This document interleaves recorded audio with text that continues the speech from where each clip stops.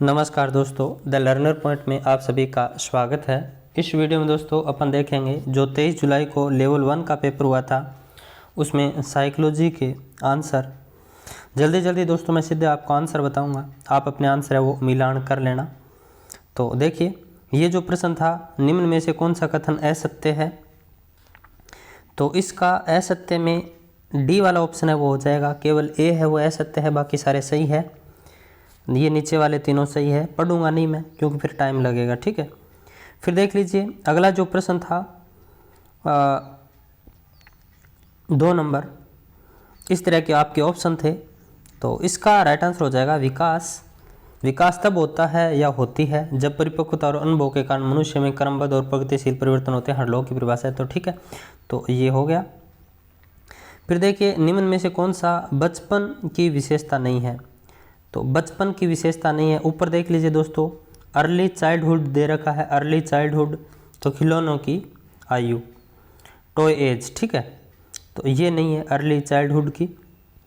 फिर देखिए अगला 4 नंबर क्वेश्चन, प्रकृति और पोषण विवाद निम्न में से किससे संबंधित है?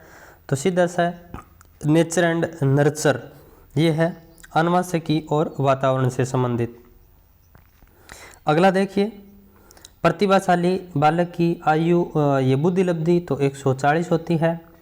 फिर देखिए 6 नंबर, स्कूल में व्यक्तिगत विभिन्नताओं का ध्यान रखना चाहिए क्योंकि समझने के लिए कि छात्र में समर्थ या असमर्थ क्यों हो रहे हैं, ठीक है, तो दे वाला ऑप्शन है वो राइट हो जाएगा। 7 नंबर देखिए, 16 वर्ष आयु का बच्चा बुद्धि लब्धि परीक्षण में 75 अंक प्राप्त करता है, उसकी मानसिक आयु कितनी होगी? तो MA/CA/100 है, उसके आधार पर आप 12 वर्ष आप निकाल लोगे, ठीक है। फिर देखिए अगला 8 नंबर, प्रत्येक व्यक्ति का कार्य निश्चित योग्यताओं का प्रतिबिंब होता है। तो इसका राइट आंसर क्या हो जाएगा? 8 का, ये डी वाला थॉमसन का है ये सिद्धांत, ठीक है। प्रतिदर्श आ गया, सैम्पलिंग थ्योरी आ गई तो थॉमसन हो गया सीधा सा, ठीक है, वर्ड पकड़ो आप। फिर देखिए, निम्न में से कौन सी व्यक्तित्व मापन की प्रक्षेपी विधि है? तो ये देख लिए, थीमेटिक अप्रिसिएशन टेस्ट, TAT है, ठीक है। फिर देखिए अगला क्वेश्चन, सृजनात्मकता मुख्यतः किससे संबंधित है? तो इसका 10 का राइट आंसर हो जाएगा, अपसारी चिंतन से संबंधित है सृजनात्मकता, ठीक है। फिर देखिए, निम्न में से कौन सी स्थिति समायोजन को बढ़ावा देती है?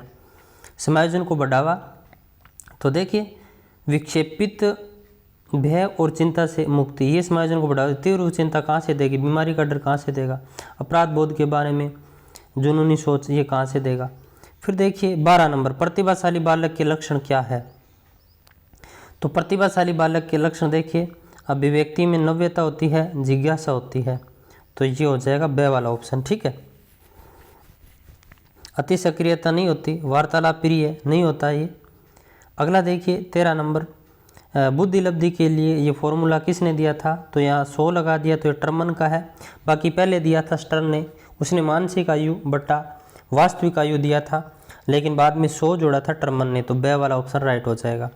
अगला देखिए 14 नंबर, रवि का बुद्धि परीक्षण इंगित करता है कि वह औसत से लेकर औसत से अधिक बुद्धिमान की श्रेणी में आता है, हालांकि पढ़ने, वर्तनी, सामाजिक विज्ञान में उसके ग्रेड बहुत कम है, उसके गणित के ग्रेड काफ़ी अधिक है। रवि लेखन कौशल में अच्छा है, रवि में अधिक संभावना है। तो देखिए इसका राइट आंसर हो जाएगा डिसलेक्सिया की, पढ़ने की विकृति है उसमें, क्योंकि उसका गणित तो ठीक है, बाकी जो चीज़ें हैं वो उसकी ठीक नहीं है, यानी उसमें ग्रेड कम है। लेखन कौशल बता ही दिया उसका अच्छा है, तो लेखन कौशल होता है डिसग्राफिया, तो ग्राफिया है वो अपने आप ही कट जाएगा। डिसकैलकुलिया गणित से संबंधित विकृति होती है, यहाँ बता ही दिया अपन को कि गणित है वो तो उसकी अच्छी है, तो ये वैसे ही कट जाएगा। डिसफेजिया है वो भी ऐसे ही कट जाएगा, बोलने संबंधी विकृति होती है, तो सीधा सा काट कर ही भी आप कर सकते थे, एक रीजनिंग की तरह ये प्रश्न दे दिया। फिर है सीखना व्यवहार में उत्तरोत्तर सामंजस्य की प्रक्रिया है, स्किनर की परिभाषा है। फिर देखिए कक्षा 2 की छात्रा सृष्टि को अध्यापिका ने मूल गणित विषय के सवाल कराए। अगले दिन उसने बाजार में सामान खरीदने के उपरांत दुकानदार द्वारा की गई योग की गलती को चिन्हित करके सही करवाया। यह अधिगम का कौन सा प्रकार है? तो ये सकारात्मक स्थानांतरण है, सीधी सी बात है। यानी जो उसने सीखा वो वहाँ दुकान वाले हिसाब किताब के साथ अप्लाई कर दिया। फिर है एक व्यक्ति में एक समय में दो विपरीत इच्छाओं का होना, तो कॉन्फ्लिक्ट, द्वंद्व बोलते हैं उसे। फिर देखिए निम्न में से किस सिद्धांत को पुनर्बंधन का सिद्धांत भी कहा जाता है? तो क्रिया प्रसूत अनुबंधन का सिद्धांत। फिर देखिए 19 नंबर, निम्नलिखित में से उस उदाहरण का चयन कीजिए जो आंतरिक प्रेरणा को दर्शाता है। तो आंतरिक प्रेरणा को दर्शाता है वो है द वाला। मेघा ने अपनी परियोजना कार्य के लिए विभिन्न स्रोत तलाश रही है, वह नई नई जानकारी प्राप्त करने के लिए रुचि रखती है, तो रुचि आंतरिक होती है, बाकी सारे बाह्य है। फिर देखिए निम्न में से किसने अधिगम सिद्धांत का प्रतिपादन नहीं किया? तो B.S. ब्लूम ने नहीं किया, बाकी सब ने अधिगम सिद्धांत का प्रतिपादन किया। फिर देखिए बार बार बच्चों को सजा से बचने या इनाम पाने के लिए सीखने की गतिविधि में संलग्न होने के लिए कहना क्या दर्शाता है? तो देखिए बच्चों की प्राकृतिक रुचि और सीखने में शामिल होने की जिज्ञासा को ये कम करता है। ठीक है। बार बार बच्चों को सजा से बचने और इनाम पाने के लिए सीखने की गति, तो ये बाह्य अभिप्रेरणा है। तो ये प्राकृतिक रुचि और सीखने में शामिल होने की जिज्ञासा को क्या करता है? कम करता है। ठीक है, द वाला इसका राइट हो जाएगा। 22 देखिए RTE अधिनियम 2009 के अनुसार तो ये 45 घंटे हो जाएगा। फिर देखिए निम्न में से कौन सा एक उत्तम परीक्षण की विशेषताओं से भिन्न है? तो ये अभिक्षमता भिन्न है, बाकी ये सारी विशेषताएं हैं एक अच्छे टेस्ट की। फिर शिक्षार्थी केंद्रित पाठ्यक्रम में निम्नलिखित में से कौन सा सबसे महत्वपूर्ण है? तो ये बच्चा महत्वपूर्ण है। फिर देखिए एक चिंतनशील शिक्षक कक्ष में ऐसी परिस्थिति उत्पन्न करता है कि छात्रों और शिक्षकों में पारस्परिक अंतःक्रिया को प्रोत्साहन मिले। फिर देखिए क्रियात्मक अनुसंधान का क्या अर्थ है?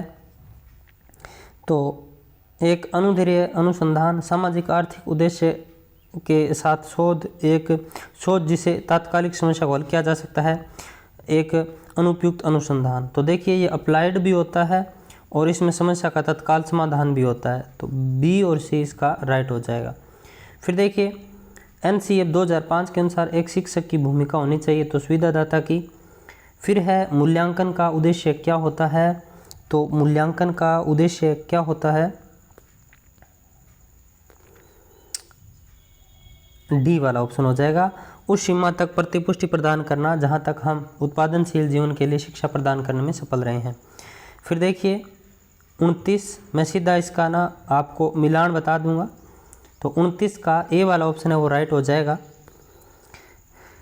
देखिए समीप दूराभिमुख, ये शरीर से के केंद्र से बाहर की ओर। फिर सिर पदाभिमुख, ये सिर से पैर की ओर।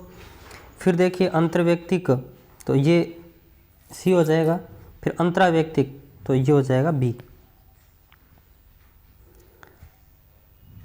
3 का B हो जाएगा, 3 का B हो जाएगा और 4 का C हो जाएगा। ठीक है, यानी पहले वाला ऑप्शन है वो राइट हो जाएगा।